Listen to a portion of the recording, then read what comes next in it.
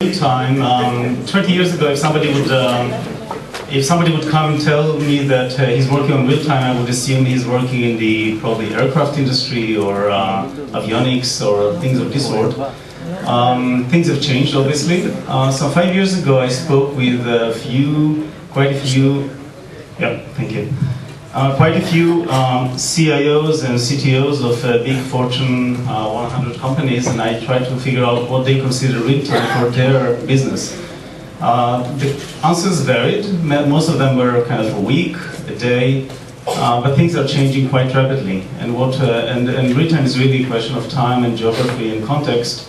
And people, Yossi and Jeff mentioned the radio as their long-time experience. So those of you old enough to have consumed a lot of the news from radio could still remember perhaps the experience of going outside of Israel and discovering that we consider real-time news as 1 hour, every hour news with probably some brief intermission in half hour, whereas in other countries it was kind of a daily, was pretty real-time.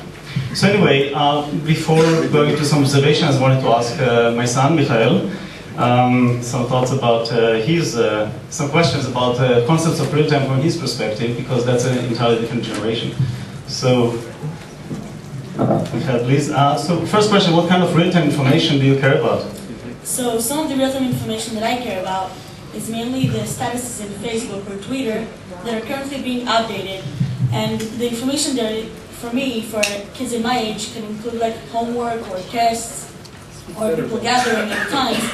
So being real time will help me know also the time that they're going to be, and it helps me that it's not going to help me if we see it only a day or a week later, because it's just not going to help.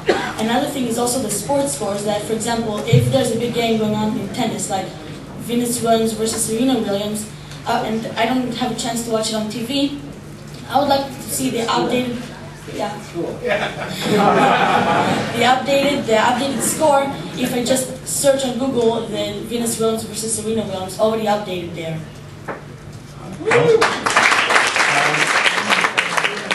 So when is it really important for you to have something really fresh versus kind of old news when you search?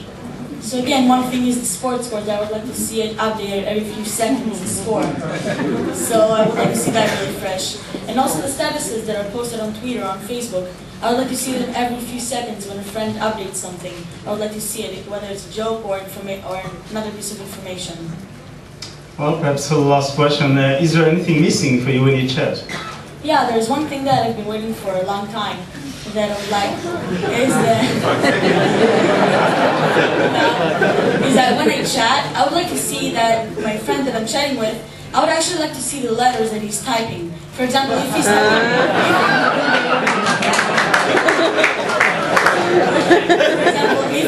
the word hello to me, I would like to see the letters H-E-L-O, and then him erase the O and write L-O. Instead of me just waiting, looking at the screen for about 30 seconds for him to write a word, and not even knowing if the Facebook or Twitter is just stuck, or it's just not responding.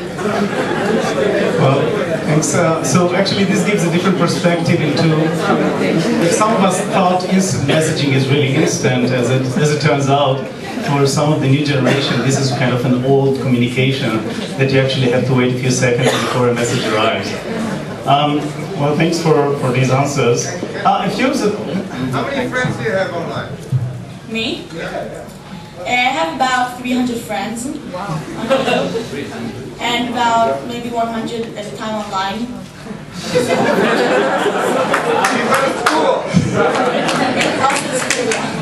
How old are you? I'm 13. Are you on Twitter? Yeah, I'm also on Twitter. Do you have Facebook on your mobile phone? Yeah, I do. I guess you can get off the stage.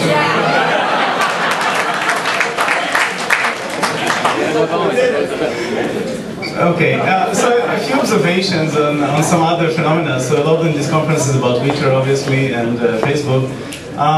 Here's a picture taken actually in a concert with Michael.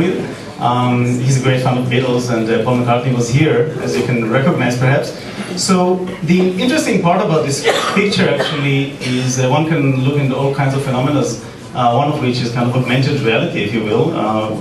We can hardly see the people there, but actually, but we can see the big screen, and still there's a big social event there, right? People are going there not because they hear music better than they hear on their iPod, but because of the event, the social aspect of that. But another observation, which is a bit difficult to observe, I guess, because of the lighting, is what we really have here. You can see some of it, but there are actually hundreds or thousands of dots, which are all kind of, people are actually filming the concert as it goes.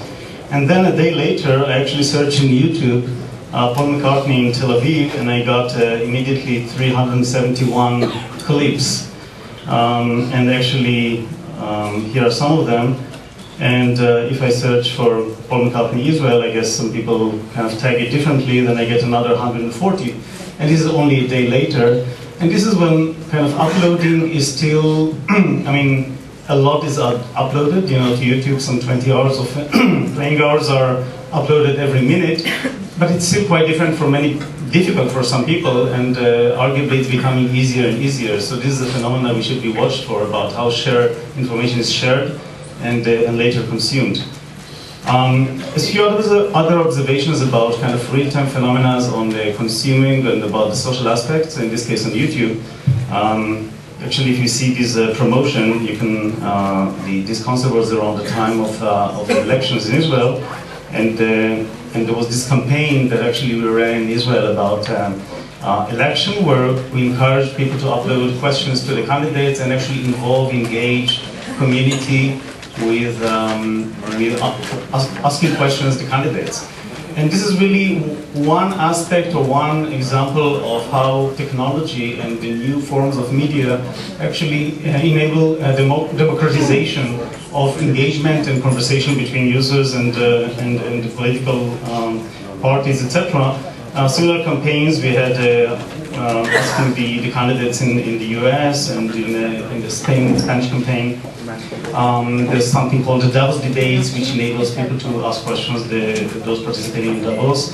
And some other examples are about how to put music together. YouTube Symphony Orchestra, which kind of put together a lot of, many of musicians around the world, and actually eventually let users engage in a conversation, or in this case, in hearing these candidates, selecting them, voting for them, and eventually putting together people from all over the world, bringing them over to Carnegie Hall and playing together a symphony.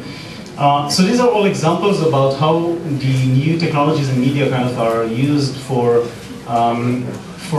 things which are becoming campaigns that are coming up very quickly. Sort of real time, even though in this case obviously it's not real time in the notion of seconds. And of course there are other engagements. And President Obama, of course, brought the use of technology such as YouTube, Twitter, and others to a new level, which is now followed by many. There are other subjects. Yad Vashem is using very serious matters, so it's not only about friends and fun and what do they do for breakfast, but also serious matters which are now used for engagement, and you can engage directly with your crowd right away.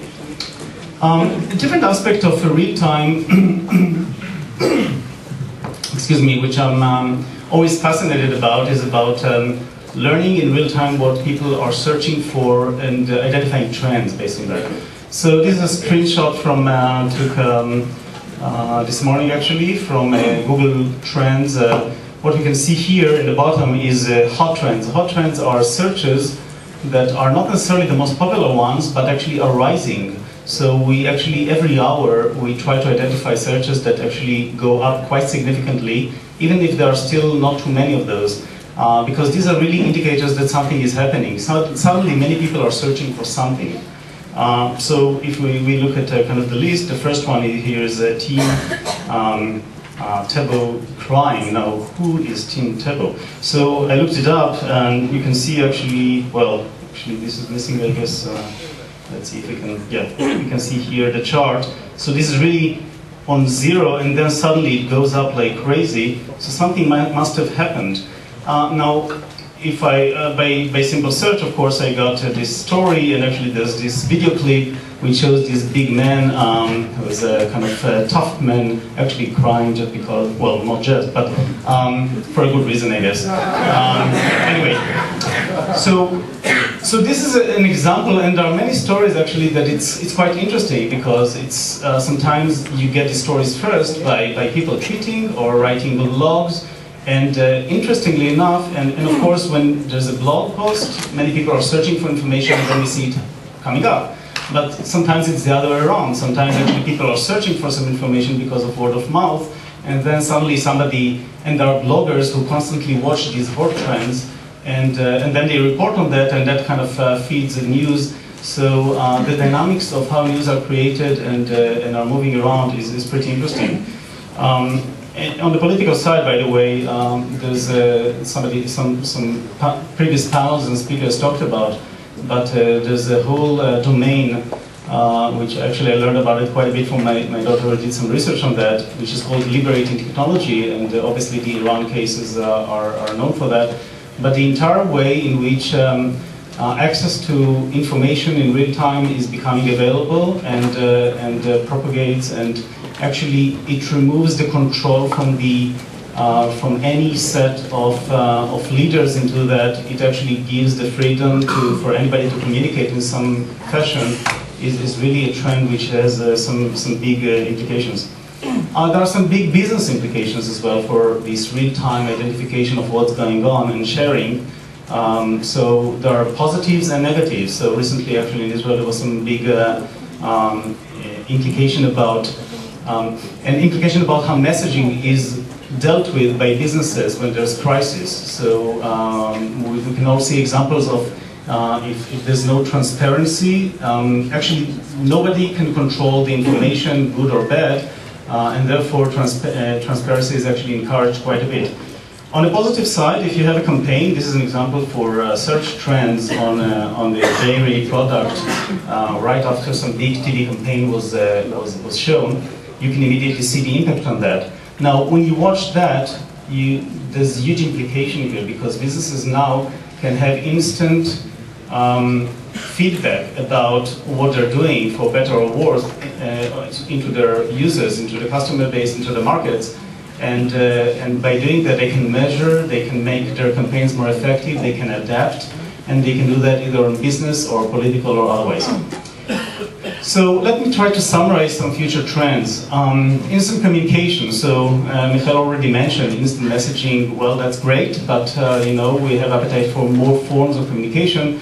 Some of you may have heard about Wave as one attempt in which Google is really experimenting with new forms of communication in which you actually get this kind of real-time-ish, real-time-ish in a way, typing and collaborating and doing things beyond what we currently have today, triggered by the question, how would we do email and chat if we would invent it today?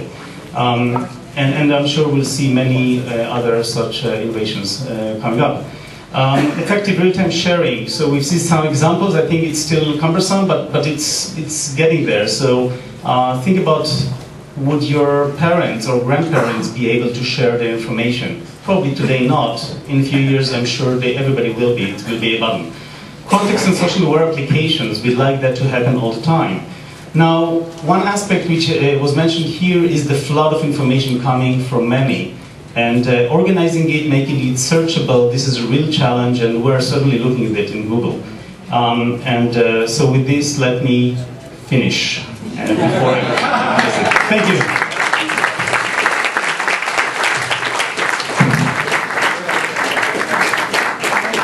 What's your Twitter name? Me? At Michael.Matias. At Michael.Matias, Michael.Matias. Thank you. Thank you both.